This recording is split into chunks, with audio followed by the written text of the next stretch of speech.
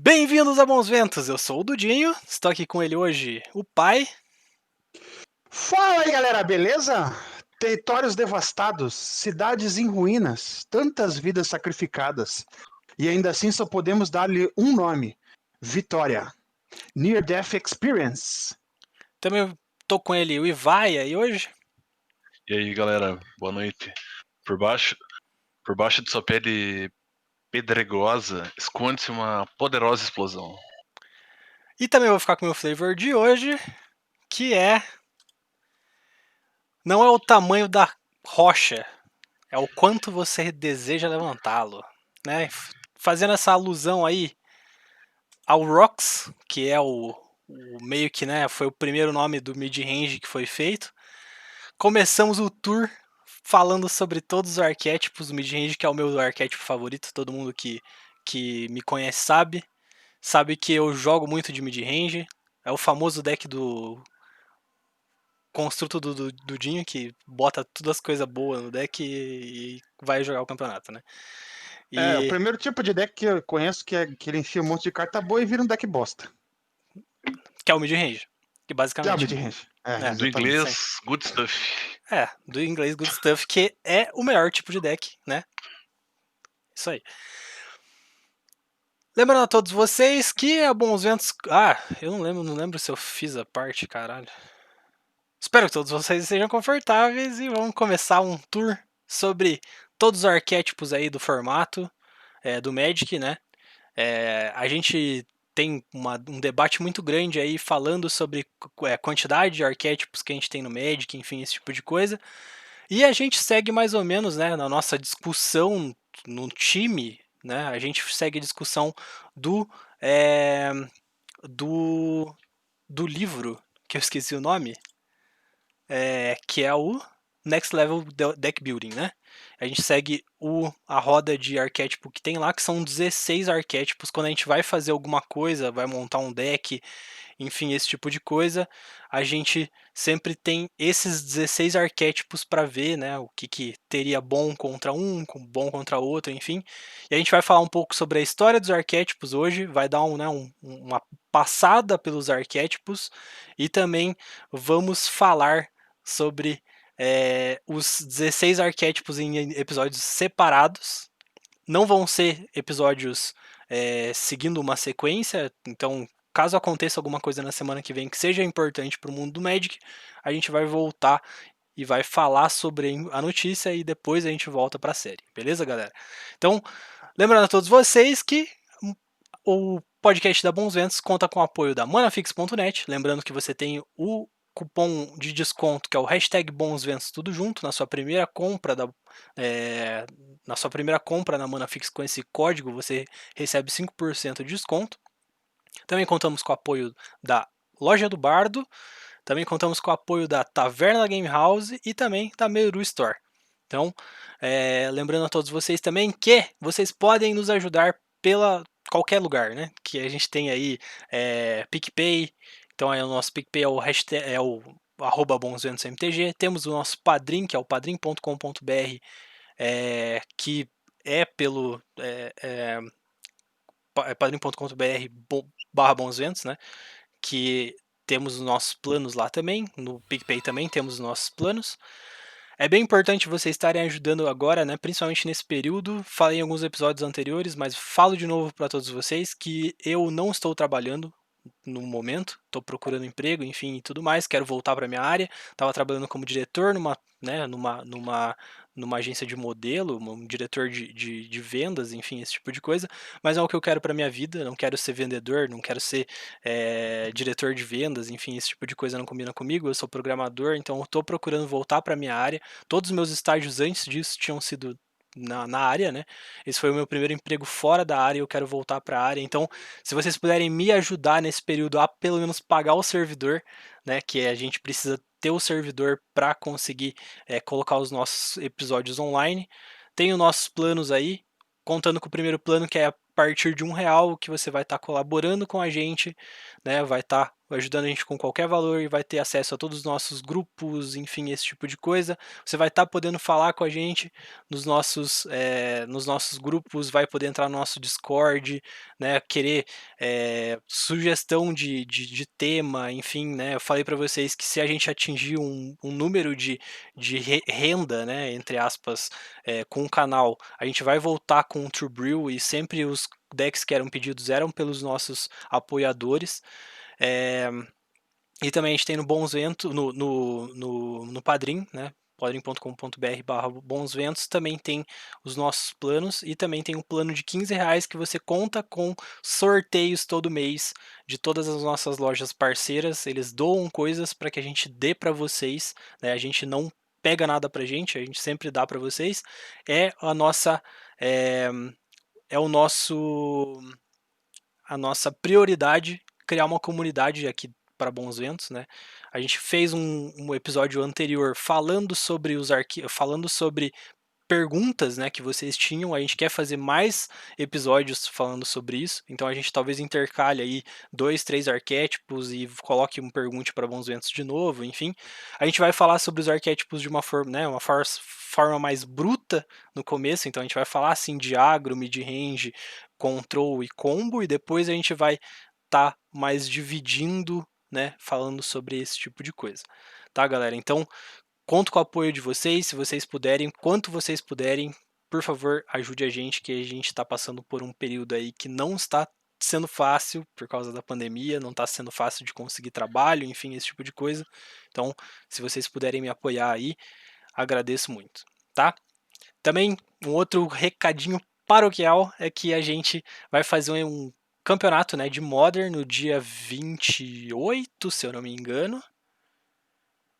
Dia 28, exatamente, 28 de novembro, que vai ser patrocinado, né, por algumas lojas, outras lojas que serão novidades, talvez, para o canal, né, mas vão estar contribuindo é, para o campeonato.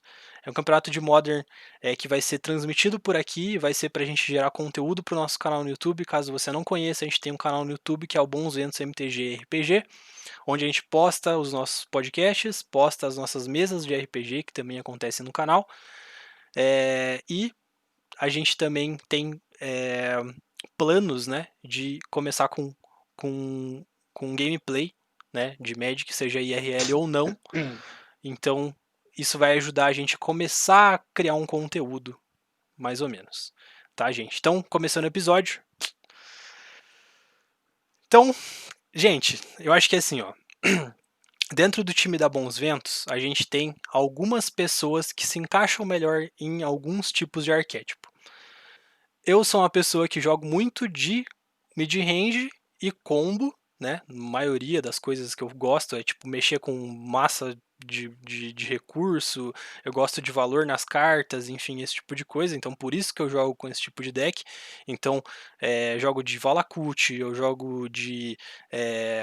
Eu jogo de Jund, eu jogo de Tron, né? Enfim, tem vários decks aí que a gente tem, que a gente joga, que eu jogo, né? Mais focados mais ou menos nesse estilo. O pai já é um jogador de control, então ele joga normalmente de W control em qualquer formato que ele joga de W control. Né? O Ivaia já é diferente. O Ivaia ele se encaixa, né, naqueles estilos de jogador. O Ivaia é mais o Spike. Então o Ivaia ele normalmente joga com o que está mais forte do formato. Ele não tem um arquétipo específico que ele gosta de jogar. Eu, como jogo melhor de mid-range, eu acabo sempre tendendo as minhas escolhas para os mid-ranges. É a mesma coisa que eu acredito que seja para o pai, mas o Ivaia não se encaixa muito nisso, mas, né, obviamente ele também tem todo o conhecimento para estar falando desse tipo de coisa. Gente, qual foi a primeira vez. Pai, aí não, né, velho? Caralho. Vou ter que Eu parar pra solucei, mano. editar pra tirar teu soluço? Filha da puta. Caralho.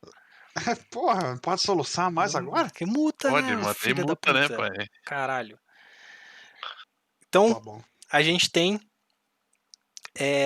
o primeiro contato com os arquétipos. Eu quero saber de vocês qual foi o primeiro contato que vocês tiveram com os arquétipos. Começando aí, pai.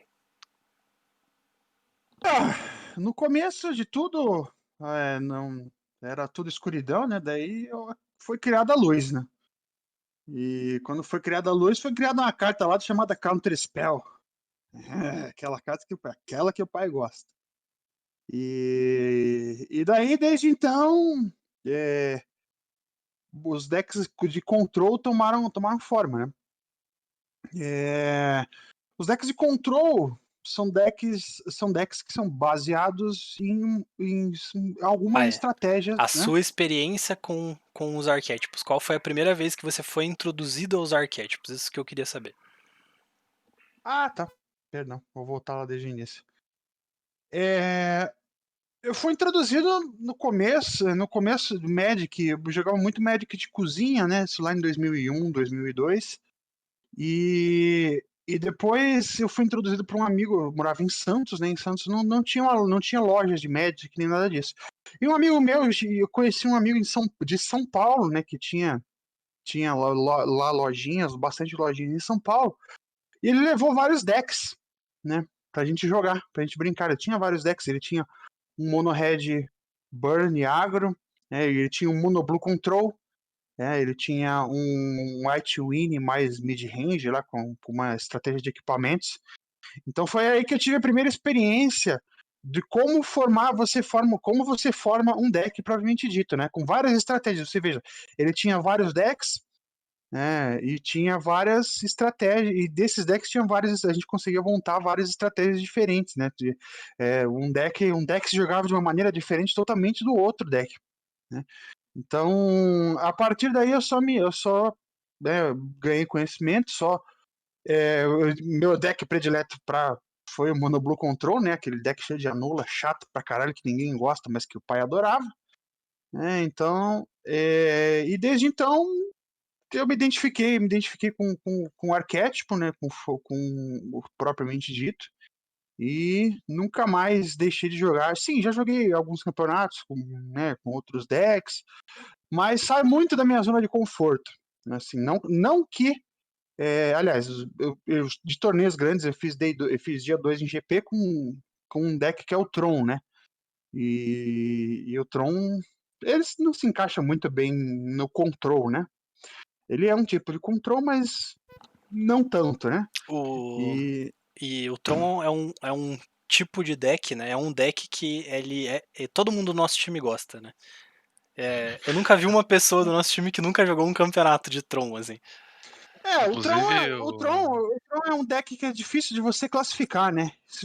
Ele é mid-range, ele é combo, sim, ele faz um pouco de tudo, porque, né, é um deck que quer te controlar no começo do jogo, né, com Oblivion Stone, com Karn, com Login, e depois ele vai fazendo as coisas grandes e acaba se tornando mid-range, só que é um mid-range que depende de 3 terrenos, que pode te dizer que é um combo, entende? Então é complicado você dizer assim, o Tron. Eu classificaria o Tron mais como um control mesmo, né? Mas há É, controvérsias, né? o Tron eu classificaria já como uma massa de recurso, tá é ligado? um Big Mana controle, né? Sim, mas eu considero mais tipo, um grande amontoado de recursos que você faz alguma coisa. E nisso, na minha opinião, é um mid-range, tá ligado?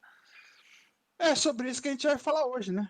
Sobre como que você se encaixa, mais ou menos como que você encaixaria o combo, o Tron, por exemplo.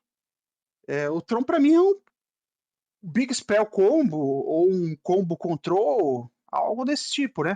Tá na linha ali dos decks controle que são fora ali fora da linha de ser justo ou não ser justo, né? É um deck unfair, né? Que ele é classificado. Mas aí também, veja, o que eu tô falando, o que outra pessoa fala, é uma classificação que esse tipo de classificação é um ajuste muito fino, né? É algo que não chega a ser objetivo, é meio subjetivo de vez em quando, né? Mas pela experiência que eu tenho com o Tron, ele beira mais um deck de control do que outra coisa. E vai, e o seu primeira experiência, né, com alguém que sabia o que que era um arquétipo ou alguma coisa assim? Foram dois momentos. Um, eu era bem pequeno, que meu primo veio aqui pra Curitiba e aí ele trouxe um Burn. Ele veio jogar um Legacy. Aí ele trouxe um Mono Red Burn. Foi o primeiro contato que eu tive com um arquétipo, assim, com um deck fechado, que foi um Mono Red Agro Burn do Legacy. Foi muito interessante, porque eu nunca tinha jogado com um deck tão forte na minha vida. Não tive um resultado muito bom, mas foi uma experiência boa. E aí, o segundo momento foi quando eu voltei a jogar Magic, eu acho que em 2016, 2015, que eu conheci o Léo, inclusive, eu conheci o Jonas, e aí tipo, eles me convidaram pra jogar Modern, e eu tive contato com um arquétipo que eu nunca fui muito fã, mas foi combo, foi com o Ad Nauseam no Modern. Foi uma experiência muito interessante. E esses foram os primeiros contatos que eu tive com os arquétipos, assim, com decks mais fechados. Já a minha primeira experiência com arquétipos foi só em 2012, tá ligado? Eu jogo Magic desde os meus 7 anos de idade, né? Quem sabe aí sabe. Quem não sabe agora tá sabendo. Que eu comecei jogando Magic de cozinha, tipo, é, pegava as cartas, comprava, né, intro pack, enfim e tudo mais, e acabava colocando as cartas boas num deck que eu tinha. Eu jogava de Orzhov na época, enfim e tal.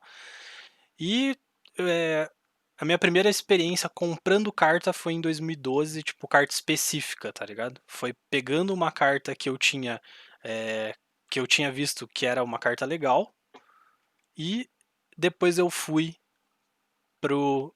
pro é, a gente comprava na Troll and Toad, né? Em 2012. Na minha turma tinha uma galera que jogava, enfim, esse tipo de coisa, e a gente comprava essas cartas de lá. O que aconteceu? Em 2012 eu conheci uma ex-namorada minha, que me apresentou para o Magic competitivo, né, entre aspas, assim, um Magic mais consistente, enfim, esse tipo de coisa que é o que a gente fala hoje na Bons Ventos. Ela jogava numa loja, jogava na Meluru, e ela falou pra mim, cara, você joga muito bem, por que você não vai jogar um campeonato? Daí eu falava, eu não jogo bem não, pô, sei lá, não sei, acho que não vai dar boa, não sei o que e tal. Eu fiquei adiando, até que a gente foi pra lá pra comprar uma box, se eu não me engano. E daí o Ivan super, né, tipo, foi receptivo comigo e daí ele falou: "Ah, por que você não vem jogar? Pô, joga aí com a gente, não sei o que e tal. Pô, a Bárbara vem jogar, joga com a gente, tal". E daí eu comecei a participar dos campeonatos, né? Só que quando eu comecei a participar realmente dos campeonatos foi depois de ter terminado com a Bárbara, né, para vocês verem. E quando eu terminei com ela, ela nunca mais jogou Magic e eu continuo jogando Magic até hoje.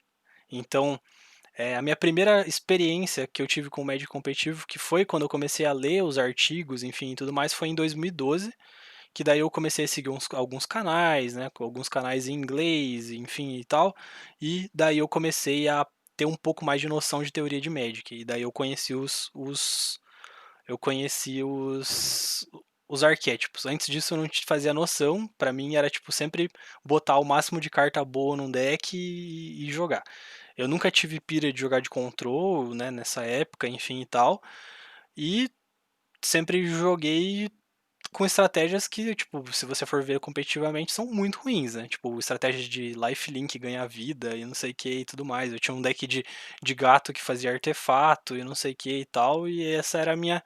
Esses eram meus decks na época, assim, né? E daí quando eu fui jogar a primeira vez, e daí eu fui apresentado pro agro, né? Foi a primeira vez que fui apresentado para realmente o que era o agro, e daí eu montei o meu primeiro mono red, meu mono red agro, o Red Deck Wings de Innistrad, Return to Ravnica, enfim, todo aquele bloco lá de choque e cheque que era delicioso, né? Então, pra mim foi muito bom, foi muito massa esse primeiro contato que eu tive com o Magic competitivo, assim, foi mais ou menos assim. E eu queria falar um pouco sobre a história do que foi como foi criado os arquétipos de Magic. Eu dei uma estudada sobre isso, enfim, e tudo mais, e eu quero trazer para vocês, né? Hoje é mais um episódio mais introdutório, falando sobre o que a gente vai falar, dos arquétipos e tal. Então a gente não vai focar em falar alguma coisa. Eu acho que provavelmente a gente fale dos 4 principais hoje, mas só também, tá ligado? Então, a gente teve o primeiro deck sendo construído, né? Os primeiros decks todos eram good stuff, né? Você comprava as cartas, colocava as cartas que eram boas no seu deck, até que foi surgindo uma estratégia muito conhecida chamada Channel Fireball, que todo mundo conhece, né? Que se consiste no encantamento Channel e um feitiço chamado Fireball, que você pode gastar seus pontos de vida para gerar uma mana incolor e você poder fazer o teu Fireball crescer absurdamente. Então, esses foram os primeiros decks que as pessoas começaram a criar, começaram a inventar e tudo mais. Mas, se eu não me engano, em 94 foi criado o primeiro deck real listado que as pessoas começaram a jogar, que, né, até hoje ele é chamado de The Deck, né? Então, foi a primeira lista famosa, né, que pegou uma certa fama e que alguém sabe de onde foi a origem, né? Quem criou a decklist, né? Então essa foi a primeira vez que tivemos uma lista no Magic. Se eu não me engano, o The Deck foi criado pelo... não vou lembrar agora. Brian Weissman, né? Se eu não me engano. E ele foi o criador, né, do The Deck, e o The Deck ele era um deck control, né? Ele não era do estilo Draw and Go que a gente vê muito hoje, né? Que a gente tem a questão de compra, passa para dar counter spell, enfim, esse tipo de coisa, mas foi o primeiro deck que foi criado em cima de um arquétipo que era abusar da vantagem, né, de carta que você tinha em cima do seu oponente. Então foi a primeira vez que a gente teve uma, uma um deck construído em cima de um arquétipo. O arquétipo de control foi muito famoso durante muito tempo, né? Havendo apenas decks control basicamente jogando, e normalmente essas listas não jogavam win conditions como criaturas. Algumas jogavam com o Anjo Serra, né? Mas normalmente eles usavam Mindstone, né? Millstone? Eu não lembro o nome da carta. Stone. Millstone. E a outra condição de vitória era o próprio Fireball. Né? Então, isso que foi a primeira vez assim, né, que o arquétipo foi colocado, assim, enfim. A gente também tinha algumas versões que também usavam Blackthorn, né, como Win Condition, e essas eram os Win Conditions que a galera usava. Normalmente não se usava criatura nesses primeiros decks listados para jogar campeonato, enfim, e tudo mais. Depois disso, tivemos um deck que também leva o nome da pessoa, né, até hoje, que foi popularizado em 1996 por Paul Slife, né, que foi o Mono Red, que era um deck de agro. Foi a primeira vez que foi usado o conceito de curva de mana, porque os decks de control eles eram mais lentos, enfim, e tudo mais. Então, a primeira pessoa que fez o deck foi Jay Schneider, em 1994, mas o deck se popularizou em 1996 pelo Paul Slife, porque ele pegou o segundo lugar num PTQ, né? Então, por isso que ele foi popularizado, né, o conceito de agro. Mas ele basicamente era um deck mono-red em que você jogava cartas abusando da curva de mana. Então você usava uma mana no turno 1, duas manas no turno 2, três manas no turno 3, e você conseguia fazer uma constância de cartas para você ganhar do seu oponente antes dele conseguir te controlar. Né? Então essa foi a primeira vez que um agro, né, ficou famoso, né, com o Pulse Life. E depois tivemos o deck combo sendo criado, né? Então o deck combo foi criado por Mike Long, né? Ele foi criado pelo Dream Life, se eu não me engano. Então foi algumas cartas começaram a sinergizar uma com as outras, a Wizards começou a curtir fazer esse tipo de coisa, e daí foi criado o primeiro deck visando, né, o controle, o, o, o combo, desculpa. Se eu não me engano, com o lançamento de Visions, né? E aí a gente teve o primeiro deck de combo. Nesse tempo, a gente teve o Rock, Paper and Scissor, né, que a gente fala no Game Designer, que é basicamente uma coisa tem que ganhar da outra. Então o agro ele era feito para ganhar de control, control era feito para ganhar de combo e combo era feito para ganhar de agro. Então era mais ou menos isso que os decks faziam, né? O combo foi o primeiro deck que ele tinha uma sinergia muito grande em relação a tipo você precisar guardar a maioria das cartas para no final você conseguir combar e ganhar o jogo, né? Então foi o primeiro deck do Mike Long que foi é, o Bloom, né? Se eu não me engano, o deck que ele fez. E depois disso a gente teve a criação real do mid-range, né? Que daí virou realmente um tipo de lista que foi o deck chamado Fires, né?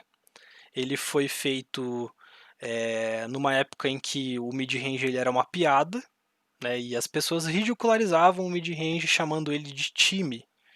Então, o time hoje não é visto como uma coisa ruim, né? Mas na época ele era. Então, as pessoas viam muito a questão de que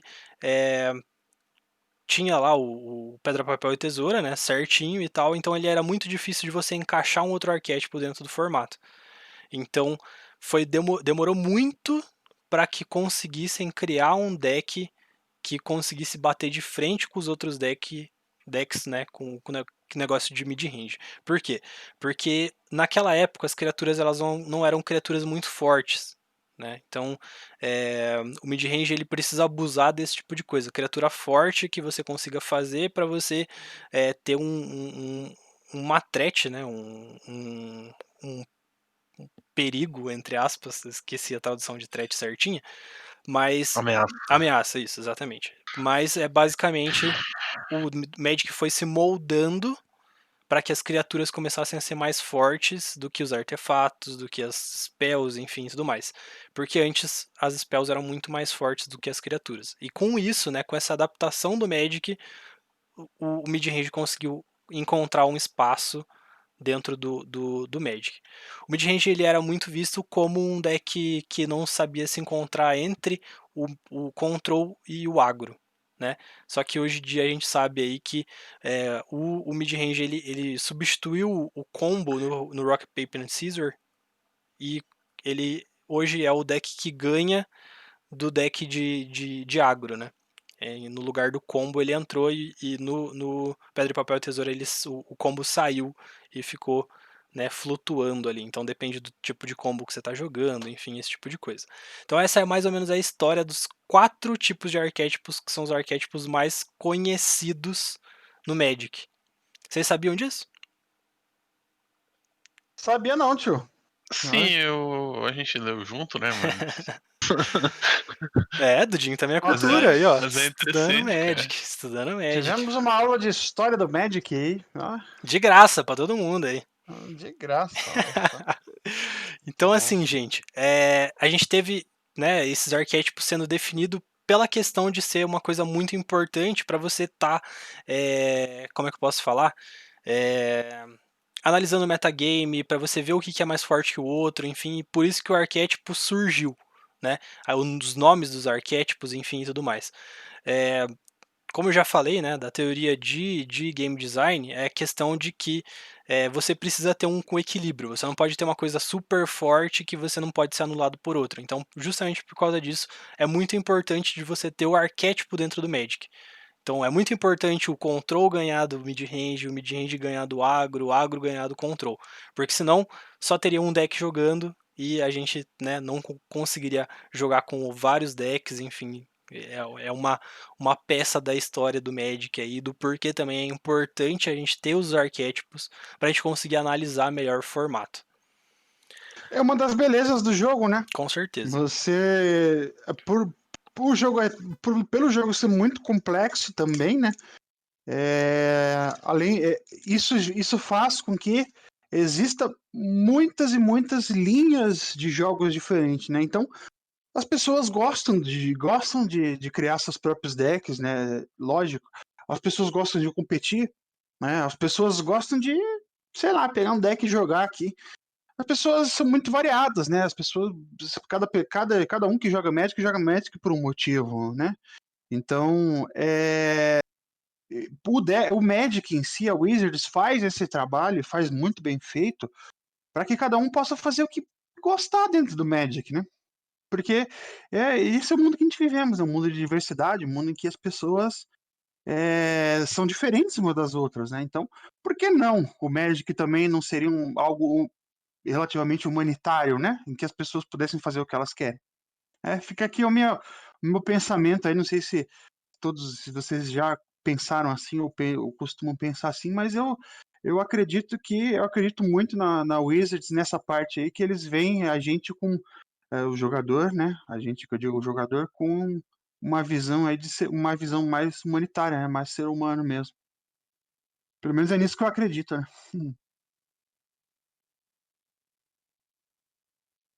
Então, nessa pegada, eu acho que é assim, pai. Eu acho que o mais importante é a questão de que, assim, é, a Wizard sim olha para a questão de personalidade do jogador, né? Questão de como ele gosta de jogar, enfim, tudo mais. Então, tipo, existem formatos que o control é mais fraco, existem formatos que o control é mais forte, o mid-range é mais forte, o mid-range é mais fraco. Enfim, né? Temos tempos que essas coisas também acontecem, coisas que também são bem válidas, né? O Magic é uma coisa muito sazonal, então surge uma carta que quebra o formato e existem decks que são feitos para jogar contra aquela carta, enfim, e tudo mais. Então, existem sim algumas um cuidado da Wizards, né? Posso falar assim, eu acho, para englobar todos os tipos de jogador. E é justamente por causa disso que a gente tem as personalidades dentro do Magic, né? Que daí se encaixa naquilo que eu falei lá, que o Ivaia é o famoso Spike, né? Então, eu acho também bem importante a gente estar falando disso, tá? Então, o que que é, né? A gente tem três personalidades muito fortes dentro do Magic. Tem várias outras, tem eu acho que seis no total, tem mais três, se eu não me engano. Mas essas são os jogadores meio que, tipo, entre muitas aspas, competitivos do Magic. São esses três tipos de jogadores, né? Então a gente tem o time.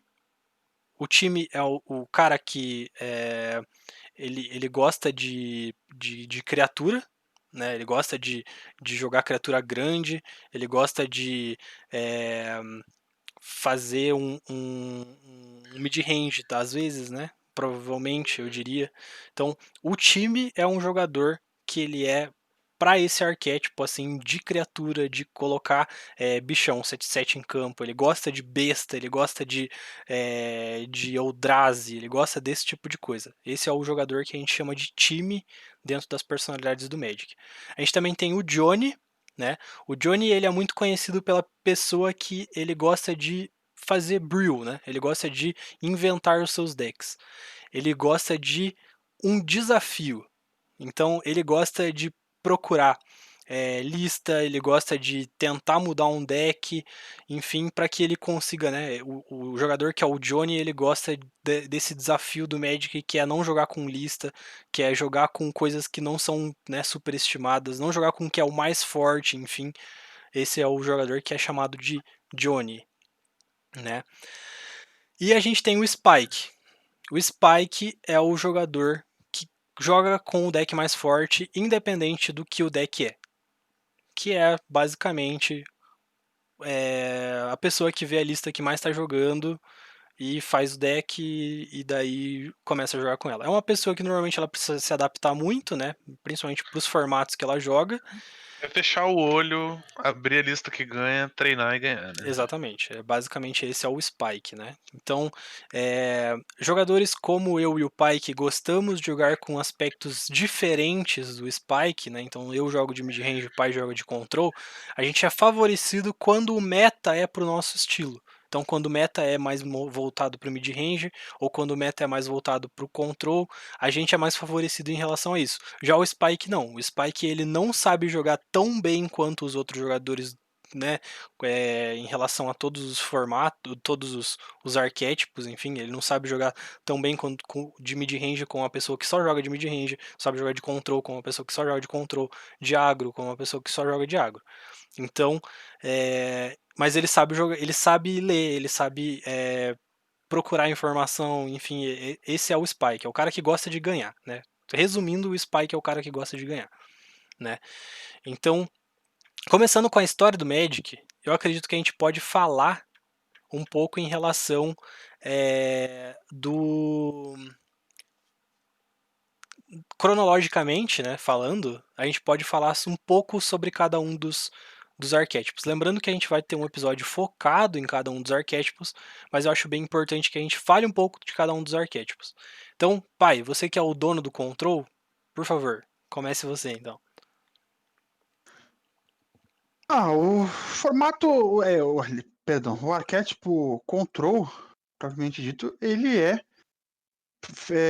feito como o próprio nome diz, né? Controle, né? Você vai estar fazendo mágicas para você controlar o destino do jogo, né? De modo em que você ganhe de uma maneira mais lenta, mais devagar, né? O controle ele não é focado em vencer as partidas. O controle é focado em não perder as partidas.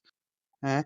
Ele basicamente você vai manipular as jogadas do seu oponente, você vai prever o que o seu oponente quer fazer, né? E é para poder estar ganhando o jogo depois disso, né?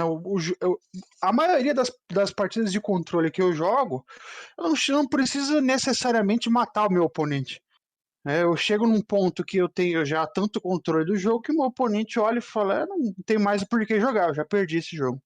Né? Então, o deck de controle ele é uma estratégia que para uns parece chata, né? Mas para outros para outros, como para mim, é um arquétipo que é extremamente desafiador. Né? Eu gosto muito de jogar de controle porque me tira da zona de conforto. Eu gosto de sempre estar evoluindo como jogador, pensando nas jogadas, né? Pensando como que o meu oponente vai pensar, como que o meu oponente vai fazer, para que eu possa, e o que eu posso fazer para poder mitigar isso, para que eu não perca o jogo e possa ganhar no futuro, né? Alguns turnos depois. Então, o formato de controle, ele é um formato que ele não é necessariamente, ele não possui necessariamente criaturas no deck, né? Ele possui muitas mágicas de remoção, mágicas de anula, né, counter spells, ou também pode ser um controle sem azul, pode ser um controle mono black control, né, como existe no Pauper, que Ou stacks mesmo, né? Prison, ou enfim, esse tipo próprio de coisa. Stacks, Prison, né, esse tipo de coisa também. Esse tipo de decks também, né? Stacks aquelas estratégias de não permitir que o oponente desvire. O Prism, que é uma estratégia em que você vai manipular o campo inteiro, assim, teu oponente não vai Famoso conseguir fazer pillow fort, mágicas. né? E são controles, né? São tipos de controle. Uhum. O controle que eu gosto mais são aqueles É o que são Draugr. contra mágicas, né? É o Draugr, né? Uhum. Então, dentro dos tipos de controle, né, a gente tem o tap out, né, que o tap out ele é um baseado em tipo um stacks, como eu falei, né? É um tipo de deck aí que vai estar trabalhando com o teu oponente para que ele não possa fazer as mágicas do jeito que ele, pelo menos não do jeito que ele queira, né? É um tipo de deck que hoje já não existe mais, tá? Tá meio em desuso, faz muito tempo que eu não vejo um tap out funcionando em algum formato. Talvez porque os decks hoje, os formatos hoje estejam num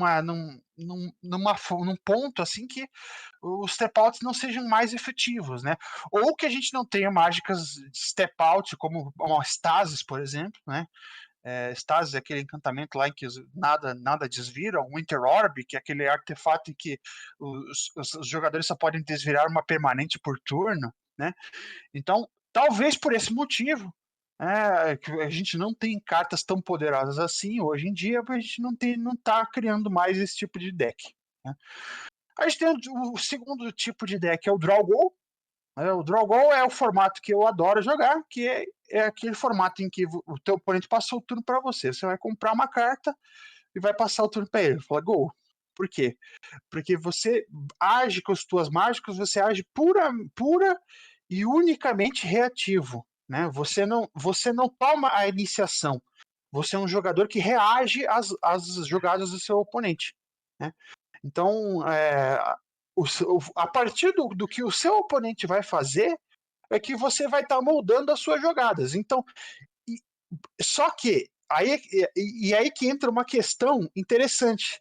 Nesse tipo de deck, esse tipo de draw goal, você tem que ter o seu baralho moldado para que você possa fazer mágicas no turno do seu oponente, né? Então, é um tipo de control aí que vai ter muitas contramágicas, né?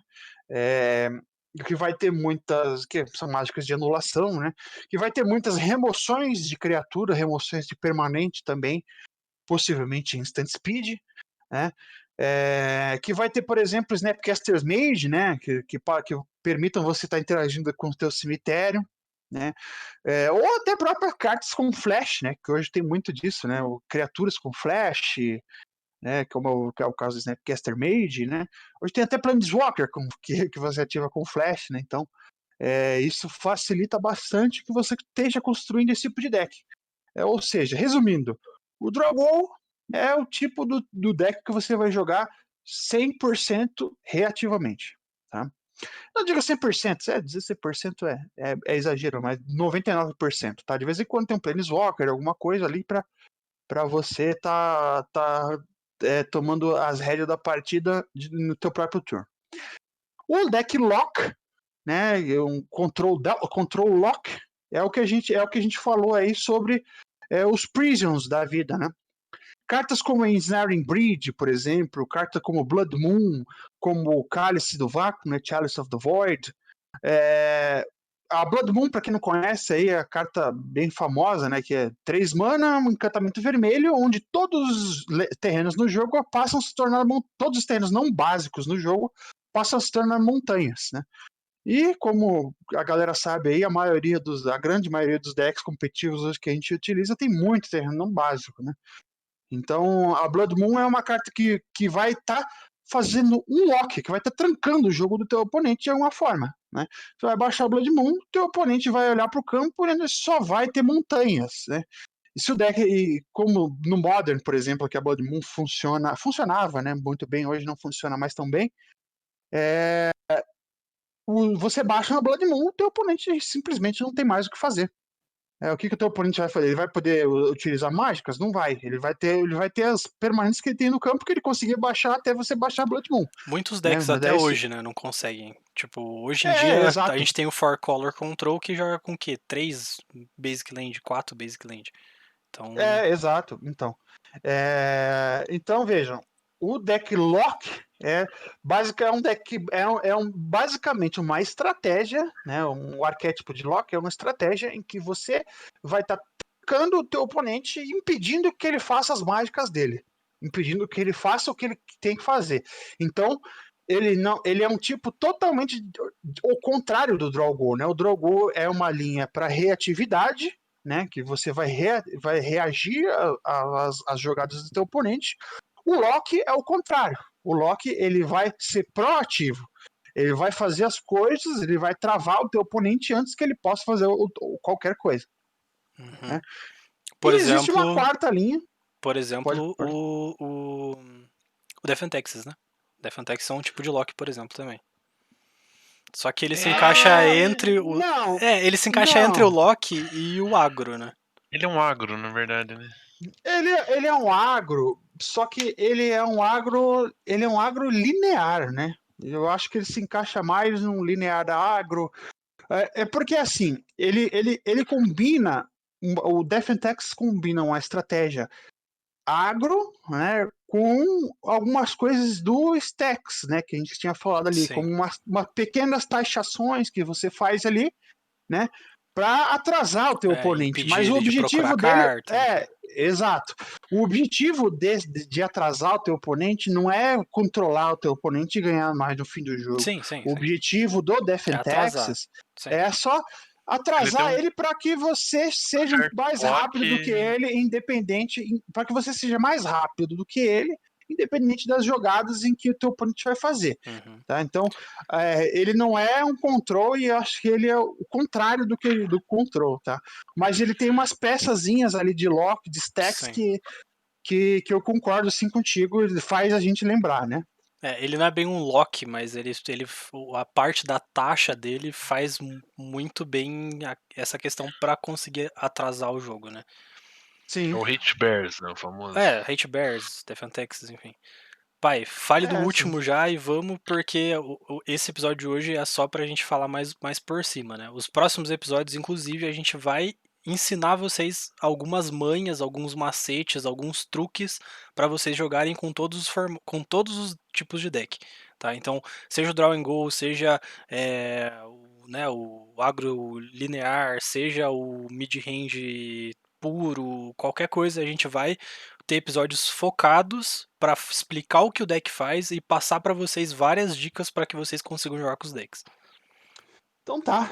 O último tipo aí seria um combo control, né? Um tipo de deck, de arquétipo dentro do control, em que você vai estar controlando o teu oponente de maneira mediana, né? Não é um hard control, não é um draw goal, não é um lock. E você vai estar controlando ele ali, né, de maneira em que você atrase ele para depois você executar um combo e ganhar o jogo, né? É só Por isso. É o exemplo, exemplo do Splitter Twin, Kick Dick, né? Decks uhum, que utilizam essa linha aí. Por exemplo, aquela mágica de ir ganhar turno e embaralha de novo no deck, esqueci o nome dela. Nexus of Nexus of Nexus of Fate é um Fate, tipo de deck sim, que também. joga nesse estilo também. Eu gosto bastante dessa linha de jogo também. Uhum. Apesar de ser difícil a gente montar decks desse tipo, porque combos geralmente não são tão bem vistos e geralmente os decks de combo aí a Wizard está nerfando eles, né? Uhum. Para que eles não sejam competitivos a ponto de serem opressivos aí nos formatos. Sim. Então, agora eu vou falar um pouco do mid-range. Você quer escolher algum para falar, Ivar? O pai fala algum? Posso falar do agro? Pode falar do agro? Tá. Então, beleza. Então eu vou falar. Você tá com a roda aí? Uhum. Tá? Aberta com os 16 arquétipos. Isso? Ah, não. Não é essa roda. Quer Tá, mandar o link? o link. Pai, passa pra ele, por favor, que eu não posso passar por Discord, por favor. Pega aquele link que eu te passei por WhatsApp daí. Vou mandar. Tá, Eu vou ao banheiro só um minutinho, tá. meninos. Eu vou falar Pode, então continue. sobre o mid-range, né? O mid-range, ele é basicamente o que o pai não gosta de jogar, que é a questão de você jogar good stuff nos teus decks. Você pega e coloca, tipo, vários good stuffs ali e tal, e você pega o que tem de melhor no formato, coloca ali dentro, né? Dá shuffle no teu deck e você começa a jogar. É basicamente isso. Ele é um deck que ele é muito mais dentro do que um agro, controla um pouco, mas não controla como como o control faz, né? Então, normalmente a gente tem alguns tipos de, né, a gente tem 4 variações segundo o Next Level o Deck Building. Então a gente tem, por exemplo, decks que jogam control sem azul, né? O non-blue control, que é o estilo, por exemplo, do Mono Black Control. O pai, ele é o defensor de que o Mono Black Control até hoje ele é um control. Na minha opinião, não. Na minha opinião, ele é um mid-range e ele é um non-blue control. E, Concordo. então a gente tem esse tipo de arquétipo que é o non-blue control, que basicamente ele entra um bicho, você compra uma carta, entra um bicho, você mata o bicho do cara. Você tem várias mecânicas, né, várias mágicas que você pode estar sacando bicho dos outros, destruindo o bicho dos outros, enfim. Só que ele não é um hard lock, né? Então você ganha normalmente através de criaturas que fazem efeitos também pro teu deck. tá? Esse daí é o non-blue control. A gente também tem o agro control, né? Então a gente tem como o agro control, talvez o arquétipo de tempo, mais ou menos, se assemelhando, né? O mais famoso dos arquétipos de TCG sendo o tempo, que é muito parecido com o agro control. Então, por exemplo, né? Trazendo para algum deck, seria o Mono Blue, o Mono Blue no Pauper, por exemplo. Né? Ele é um deck que ele é um mid-range. Ele vai fazer, né, querer ganhar vantagem nas cartas, comprando ali com o ninja, controlando às vezes, né, fazendo um counter ou alguma coisa assim, mas no final das contas, o que mais importa no deck são as criaturas. Né? Você não joga com a maioria das suas cartas sendo control, como você normalmente joga nos controls. Então, basicamente, o agro control é você colocar bichinhos muito fraquinhos, que você vai bater uma, duas, 3, 4, 5, 6, 7 vezes, que até você ter, né, vários bichos no teu campo, você consegue matar o cara. Eu acho que, por exemplo, decks que jogam Bitter Blossom se encaixam bastante nesse arquétipo de agro control. Então, é mais ou menos nesse tipo de coisa que a gente tem o agro control aí, tá? Ele é um quase tempo. Ele é quase um tempo, exatamente. Ele é mais agro do que o tempo, né? Mas Não, acho que ele é menos agro, ele é ele mais é menos agro, controle, ele é porque mais control. ele entra no, na estratégia. O tempo entra na estratégia de De curva de fishing. mana, né?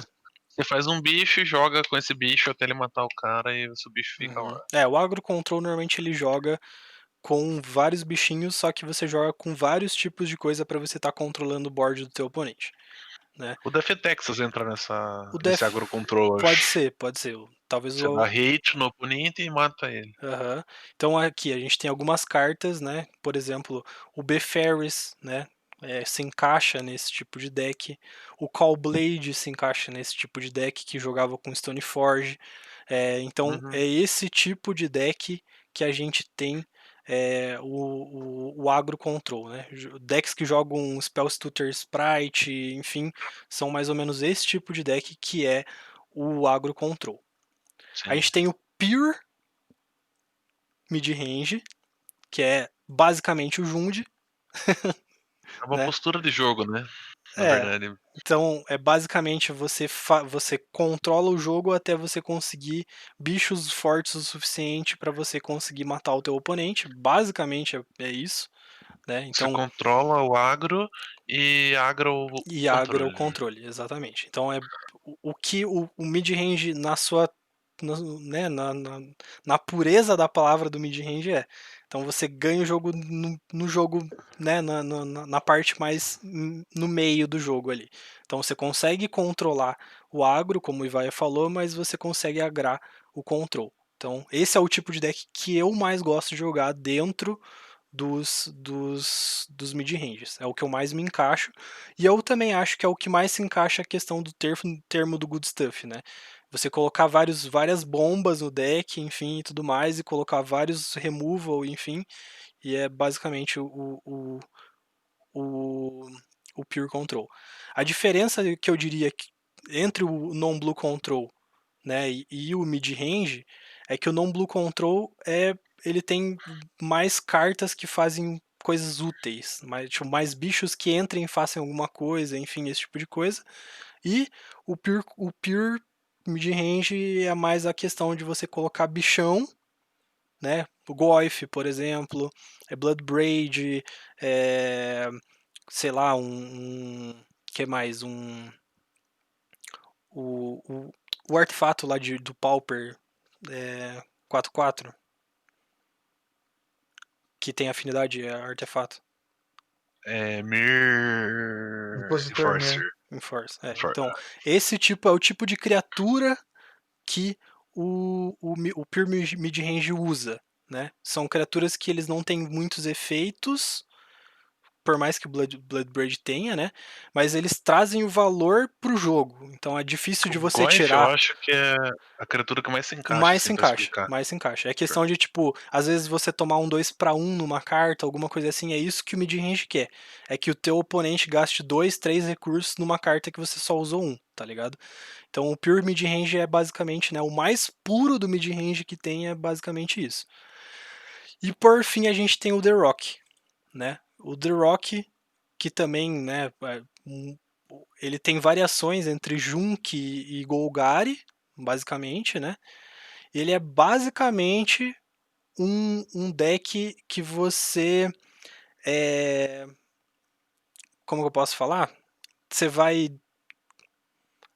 destruir artefato, você controla artefato, tem efeitos de recrescimento, tem sweeper, tem card draw, é, né? Uma vez que você controla o jogo, você termina o jogo rápido, né? O Rock também joga com Goif, joga com Bob, joga com esse tipo de coisa que o Pyramid Range também joga. Mas eu acho que, tipo, o Rock ele é um pouco mais lento que o Pyramid Range, tá ligado? O Rock ele sofre mais pra control do que o Pyramid Range sofre. É que o Rock ele tem um objetivo de fazer 1 para 1 até ficar 0 a 0 e você dá o top deck, né? Por É, isso que ele é muito ruim contra controle, porque o top deck do controle geralmente é o é melhor do formato. bem melhor, exatamente. Esses são os 4 tipos, né, que a gente tem aí do do mid-range. A gente vai ter episódios específicos pra cada um e é basicamente isso. E vai, o agro pra ti aí. Bom, então, o agro é, na teoria, o arquétipo mais fácil de jogar e na prática o mais difícil de você ter um resultado bom. Porque ele é centrado, tipo, você finalizar o jogo rápido e se você não tem o objetivo de. Você não consegue atingir esse objetivo usando os recursos de maneira 100% correta, você vai perder porque acabou o teu recurso. É como É eu um deck. falei lá explicando da história, ele é o fundador da curva de mana, né? Então você precisa abusar da curva de mana, né, Ivar? É, então, principalmente quando você joga com o deck, a parte mais all-in do agro, que são os red deck, né? Você faz bicho na 1, faz 2 bichos na 2, é parecido com o White Winnie, que é uma estratégia parecida. Você tenta curvar o cara, você faz um bicho na 1, 2 na 2, 3 na 3 e você mata o cara. Esse é um arquétipo do agro que eu não gosto muito, porque você pode perder para qualquer resposta simples do oponente e a chance de você tomar um 2 para 1, 3 para 1 é muito grande. Eu acho que não vale o Cólera risco. de Deus. Eu acho que não vale o Cólera de risco de Deus. você jogar com um deck muito all-in, assim. Eu gosto de jogar de agro, eu me sinto confortável jogando de agro, mas não all-in desse jeito. Aí, um pouco mais pra frente, você vai ver os lineares, né? Que são os decks que curvam. Que fazem drop 1, drop 2, drop 3, drop 4. Então, ele fecha o jogo curvando. Você vai usar todas as suas manas, então você vai usar todo o seu recurso pode ser usado para causar dano. Você faz geralmente criaturas que vão. Você faz um. Tenta extrair valor das criaturas. Drop 1 você faz um 2-2, drop 2 você faz um 3-3, no drop 3 você faz um 4-5. Que tem um monogreen Stomp do Modern. Eu acho que é o melhor baralho que a gente pode usar para explicar esse linear. Que é o agrolinear. Você sempre vai ter uma curva de 1 a 3 muito boa e os bichos eles são maiores do que o do Mono Red. Ele é um pouco menos. é, Como a gente pode dizer? Fraco para remoção e cólera, porque você sempre vai ter um bicho depois do turno 2, 3 para fazer. Você não vai dar o all-in, você não vai fazer a mesa toda. Eu gosto muito de jogar com esses agros que curvam. O Humanos é um deck que eu gosto muito do Modern e eu acho que ele usa esse tipo de estratégia de você fazer a curva linear do deck. Aí a gente tem também os decks de Swarm, que você faz a mesa com bichinho, token, e aí você faz um Ward que buffa eles. É uma estratégia do agro que eu acho que o mais conhecido que a gente tem que jogou competitivo foram os Merfolks no Modern, Extended, no Legacy. É interessante, porque você faz bicho 1, 2 e eles têm sinergia entre si. É, teve um tempo que eles tentaram no Modern também fazer o BW Tokens, né? Você fazia os tokens, daí fazia aquele encantamento que dá mais um e vigilância para os Na época tokens. o deck era bom, né? BW. É... Era jogável, era jogado. Eu achava bem bom o deck na época. Eu cheguei a jogar com esse deck, Também joguei pra caralho com foi o deck. bem legal. Eu Foi uma experiência. comprei o É, Event Deck e eu daí também comprei. foi, tipo, acho que o meu segundo deck de Modern, se eu não me engano. O primeiro foi o Stomp, né? E o segundo foi Aham. esse, se eu não me engano. Era uma boa forma de entrar no formato, porque Demais. você comprava as Shocklands e comprava os Seize, que tinham saído inteiros na época, que estavam acessíveis, Barateza. tipo. Vocês conseguiam fechar um deck pra jogar torneio, era bem legal. Era barateza. Aham. Aí, por fim, tem os Fishes, que são os Tempo Decks. Você faz uma threat no turno 1, turno 2, e você defende a threat com counter, proteção, e você vai agredindo com uma ou duas threats. Ela é muito famosa no Legacy, que são os Delvers. Delver of Secrets é a carta que define o formato, né? Define o arquétipo de tempo, né? No Magic, eu acho que é a estratégia mais conhecida de tempo que a gente já teve. Sim, pra caralho. E, bom, eu e o pai vamos dividir os combos, tá? E daí a gente fala tudo sobre todos os arquétipos que o Next Level Deck Building fala. Você quer começar ou começo, pai? Primeiro as moças, né? Deixa pra Por começar favor. então, por favor. Eu pensei que era eu, caralho. Ah, que Não, isso? beleza, tudo bem. Vai você então. Tudo bem. É, dentro de combo, nós também temos aí quatro divisões básicas, né, entre os combos, né?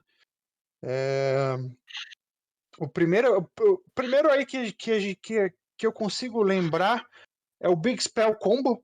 Né? O Big Spell Combo ele é um combo baseado em você fazer uma mágica muito grande, né, em que você vai combinar várias cartas, vai fazer uma mágica grande e vai ganhar um jogo com uma mágica, O Channel basicamente. Fireball se encaixa nesse tipo de deck, né? Eu acho que Exato. o Temur's, o Scape Shift era um deck que também era, talvez se encaixasse nisso. Ou se não fosse isso, também era o Combo Control, né? Então, Tem um exemplo muito claro para mim, um deck que foi muito famoso, que é o Dragonstorm. Dragonstorm. O Uhum. Dragonstorm chegou, inclusive, a ganhar um campeonato mundial, né, na época dele. O Dragonstorm, o que o Dragonstorm fazia? Fazia um ritual que gerava mana, ritual que gerava mana, ritual que gerava mana. Dragonstorm, que o Dragonstorm é uma mágica que custava 9 manas, você ia buscar um dragão do seu Grimório e colocar em campo de batalha. O E ela Sneak tinha and Show aquela também é, né? Sneaking Show, né? Então você buscava 4 dragões, você fazia 3 rituais, buscava 4 dragões, e buscava 4 dragões iguais, que era o Bogardan Hellkite, né, que quando entra em campo de batalha causa 5 de dano. Então 5 vezes 4, 20 de dano, ganha o jogo. Uhum. Então é basicamente isso. É um combo, é um tipo de combo, um tipo específico de deck de combo que você vai estar focado em fazer uma mágica grande para ganhar o jogo. Existe o traditional combo, né, o combo tradicional, em que você combina algumas peças ali, combina uma ou duas, perdão, uma peça, carta de um combo de uma peça não existe, né? Você combina duas ou no máximo 3 peças para criar um combo e ganhar esse jogo, né? Ganhar o jogo. Um exemplo claro que tem para mim aí seria, por exemplo, o Belcher que existe no Legacy, né? Onde você vai combinar ali o Belcher, né, com as outras cartas ali, com um ritual ou outro ali, né? Você vai fazer um Belcher e vai ganhar o jogo, né? Então o Belcher é aquele o canhão de fogo dos Goblins, né? Que você vira ele, utiliza e vai milando cartas do topo do seu deck até você milar um card de terreno, né? E causa aquela quantidade de dano de cartas que você milou. Né? Então o Belcher é um deck que não tem terreno, então você vai basicamente milar o teu deck inteiro, ou quando leva terreno, leva um terreno só, né? Você vai basicamente milar o teu terreno, teu deck inteiro, e vai ganhar o jogo com isso aí. Outra linha de traditional combo, deixa eu lembrar aqui, deixa eu pensar um combo tradicional aí que a gente possa ter. Não KCI consigo eu acho que se lembrar. encaixa nele. O KCI, boa, o Essa KCI, aí um combo é tradicional, combo tradicional. tradicional, bem lembrado. Então, o traditional combo, ele é um combo que forma através de 2 ou 3 cartas, né? mas ele é um deck inteiro formado, pensado para combar, né? Ele não leva efeitos de disrupção, ele não leva efeitos de criatura para ganhar o jogo com criaturas, né? E que difere lá do, por exemplo, do combo control ou do agro control, né? Então o traditional combo ele é um deck que é um deck inteiro pensado para combar e ele comba com 2 ou 3 cartas ali. É basicamente isso aí. Exatamente. Não tem nenhuma disrupção no deck. Normalmente você é focado em fazer o deck, o combo e é E isso. ganhar o jogo. Exato. Exatamente. Então eu vou falar primeiro do Lava Spike, né? Lava Spike é um arquétipo. O Lava Spike é basicamente o Burn que a gente fala, né? O Burn na roda de arquétipos do, do Next Level Deck Building, ele é considerado um combo. Então é basicamente você jogar suas Burn Spells no seu oponente. Lava Spike, Lightning Bolt, enfim. Tudo você joga na cara do cara e é isso. Então, e, Dizem que essa é resumi, a forma mais errada de ganhar com Burn, né? resumindo, é o combo, né, do Lava Spike, é isso. É você entrar numa mesa com a tua mão já com os 20 de dano, basicamente, né? Que você vai construindo o combo, entre aspas, de acordo com os 3 turnos, 4 turnos iniciais. E depois a gente tem o Storm combo, que daí, né, eu acho que talvez seja o combo mais conhecido do Magic, que é basicamente você fazer. é, ele consiste em você fazer muitas spells, então rituais, né, rituais de mana no caso, manamorfose, esse tipo de coisa que cicla a tua spell, enfim, esse tipo de coisa, e você no final casta alguma mágica que tenha Storm e você consiga ganhar o jogo, seja nesse turno ou não, né? Então, por exemplo, o Tenders of Corruption, por exemplo, o é, o como que é o Grape tradicional Shot. Grape Shot, o Empty the Warrens, né? Então Andrews. a gente eu já falei do Tenders já. Então a gente tem essas magias que acabam o jogo, né? A gente também tinha o Mind Frost, eu não lembro como que era o nome. Brain Freeze. Brain Freeze. Também tínhamos o Brain Freeze também, que era um deck antigo que também ganhava o jogo através de Storm milando o teu oponente, né? Recentemente teve um baralho no Legacy que jogou com Brain Freeze, com um encantamento Underworld Breach, que você jogava dando alvo em você mesmo, até milar o seu deck inteiro, aí você exilava o seu deck e milava o cara. Sim. Tier Então, 1 foi, inclusive. basicamente esses são os arquétipos, né? Esses são na lista dos arquétipos lá a gente tem esses 16 arquétipos dentro de 4 arquétipos maiores, né? Todos eles têm as suas diferenças, enfim, e tudo mais. E acaba que a minha intenção nessa série que começa hoje é falar cada episódio um pouquinho para vocês, ensinar vocês a jogarem com o deck. Então, por exemplo, no Draw Go, por exemplo, a gente ensinar a lendária trick de virar a mana sem ter o counter e voltar a mana atrás. Por exemplo, esse é o nosso o nosso a nossa pretensão, a nossa pretensão com essa série, tá, galera? Então, espero que vocês tenham gostado desse primeiro episódio. Vocês têm considerações finais aí, galera? Olha, eu tenho consideração final, sim. Sempre tem uma consideração final, né? Que eu gosto de dizer para minhas crianças. Divirtam-se, crianças. Magic é um jogo para se divertir. Divirtam-se da maneira que vocês queiram se divertir. E não tenham preconceitos com seus amiguinhos que gostam de jogar de Counter Spell, tá? Counter Spell é muito legal. O pai gosta e aprova. Assina embaixo, carimba. É. Gente, se vocês não gostam de jogar contra counter, vocês estão no jogo errado, velho. É isso que eu falo pra vocês, assim. Porque é um arquétipo, o arquétipo é forte, o arquétipo é bom e vocês têm que lidar com esse tipo de coisa, tá ligado? Então, Não chorem pra counter, por favor, gente. Não quero minha audiência chorando pra counter. De verdade. E vai falar alguma coisa de consideração final? Tá mutado. Tá mutado.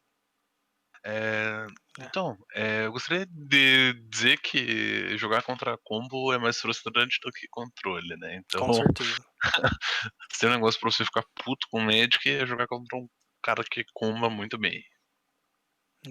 Jogador de Storm, por exemplo. Aí você É, pode chorar, porque, né, cara, quem que nunca perdeu pra um top deck de um Storm ou alguma coisa assim, né? Então, por favor, gente, não chorem pra control.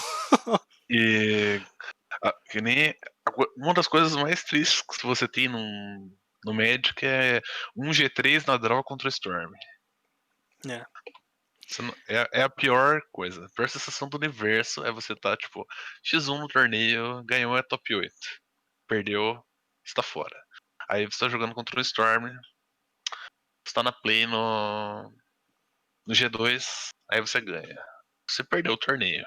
Porque o cara Storm na draw, na maioria das na play, na maioria dos matchup é alto, hein?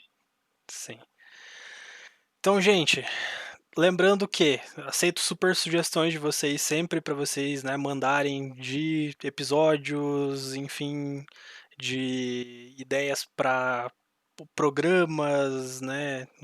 Por exemplo, o True Brew, que foi invenção minha, mas caso fosse de vocês também teria sido super aceita. Então, caso vocês tenham alguma crítica, algum comentário para fazer, nós temos o nosso Instagram, o nosso Twitter, o nosso Facebook, que é tudo Bonzentos MTG. Vocês vão achar a gente em qualquer lugar assim. Então, queria mandar um beijo então pro Ivaia. Valeu aí, galera. Boa noite, até a próxima. Também queria mandar um beijo pro pai. Não vai falar nada, só mandar o beijo na live. Tem podcast, não sei se você tá ligado. Não, tudo bem, mas só um beijinho então. Tá, beleza. E eu queria também mandar um beijo pra todos vocês e até semana que vem.